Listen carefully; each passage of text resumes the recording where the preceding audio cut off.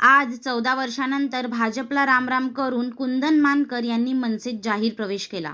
आज मीरा रोडमध्ये झालेल्या भाजप आणि शिवसेना शिंदे गुट पुरस्कृत मनसेच्या विरुद्ध मोर्चावर नाराज होऊन मोठ्या प्रमाणाने भाजप कार्यकर्त्यांचा मनसेत जाहीर पक्षप्रवेश झाला.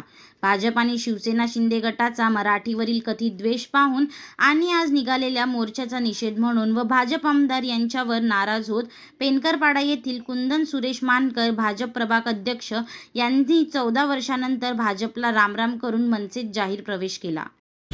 सर, काय सांगाल तुम्ही भाजपा पक्षाला सोडचिठ्ठी देऊन आज महाराष्ट्र नवनिर्माण सेनेमध्ये प्रवेश केला, काय सांगाल?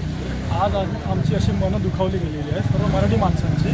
त्याच्यामुळे आम्ही सर्वजण भाजपा हा पक्ष सोडून 14 वर्षांनी मी हा भाजपा पक्ष सोडलेला आहे आणि आज आम्ही महाराष्ट्र नवनिर्माण सेनेमध्ये आज आम्ही सामील झालेले आहे सर्वजण. कारण सर्व मराठी जर यांनी यांच्या एखाद्या मारवाडी माणसाला जर मारलं ते तर वैयक्तिक भांडणं कोणाची होतात, कुठेही होतात, पण त्यांनी जो एक राजकारणी मुद्दा धरला, जाती समाजाचा भेदभाव ठेवला, तर असं आमच्या एका मराठी माणसावरती त्यावेळेस अन्याय झाला होता 2-3 वर्षा अगोदर.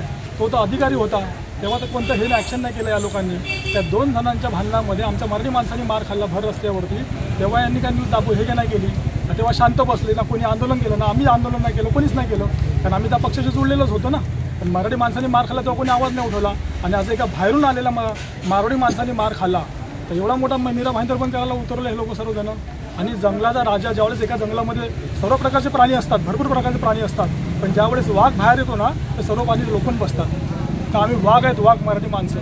त्यांनी आम्हाला हे नको समजू की आम्ही चिल्लर साधे हरिण आहे वगैरे हे त्याप्रमाणे त्यांनी आम्हाला समजायला नव्हतं पाहिजे. त्यांची काही चुकी नव्हती त्या दिवशी. त्यांनी नीट उत्तर दिलं असतं, बाबा मराठी तुम्ही महाराष्ट्रामध्ये राहता तर मराठी भाषा बोलायलाच पाहिजे ना, नाही तर उलटं नाही बोलायचं, सरळ सांगायचं बा मला येत नाही म्हणून. त्यांनी का हम लोग काय केले करेगा, हम लोग काय केले देखेगा, तो प्रश्न तिथे नाही आहे, आमच्या या इथेही आहे, भरपूर ठिकाणी आहे. एखाद्या मराठीला रूम विकली तर मराठी को काय को बेचा, हम लोग को नाही मागता इथे मराठी. तर आम्ही कोणाकडे जाऊन बोलणार? सत्ताधारी आम्हीच होतो, पक्षाचे आम्हीच होतो, मग आम्ही कोणाला काही न सांगता आज आम्ही जो काल जे काही प्रकार घडला मीरा भाईंदरमध्ये त्याच्यानुसार आमचे जे काही आमचे 14 वर्ष झाले आम्ही बेजबीत काढलेत. पण आता आम्ही निर्णय घेतला की आमच्यावरती अत्याचार रोज चालल्या प्रमाणात तर आम्ही महाराष्ट्र नवनिर्माण सेनेला जॉईन केलं आहे. 14 वर्षांनी आम्ही BJP सोडलेली आहे. सर, काय सांगाल, आज पेनकरपाड्यातून मोठ्या संख्येने महाराष्ट्र नवनिर्माण सेनेमध्ये प्रवेश होतोय. वातावरण मीराबाई शहराचं वेगळं असून देखील आज प्रवेश चालू आहे, काय सांगाल? बघा, सन्माननीय राजसाहेबांवर आज फार मोठ्या प्रमाणामध्ये आज लोकांचा विश्वास बसत चालला.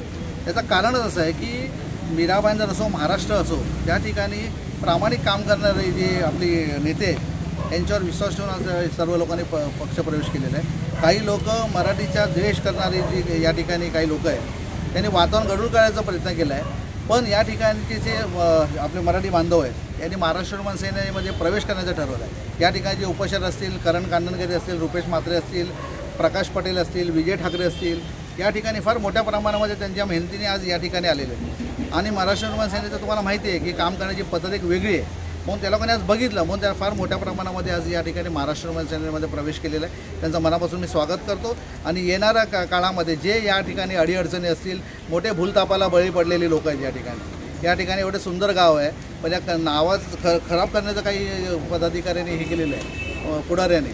त्यामुळे मला वाटतं मीरा भाईंदरमध्ये या ठिकाणी पेनकरपाडा एक फार मोठी वस्ती आहे, वस्तीचं एक गाव आहे. तर मला वाटतं या ठिकाणी भरपूर प्रश्न आहेत, त्याचं सोडवण्याचं काम पण महाराष्ट्र नवनिर्माण सेना करेल. आणि येणाऱ्या काळामध्ये या ठिकाणी सगळे जे मराठी बांधव आहेत ते एकजूट होईल. कारण जेणेकरून त्यांना आता कळलं आहे की सोनं आणि पितळमध्ये काय आजपर्यंत भूलतापांना बळी पडलेले आणि याच्यानंतर बळी पडणार नाही, हे तुमच्या माध्यमातून सांगतो.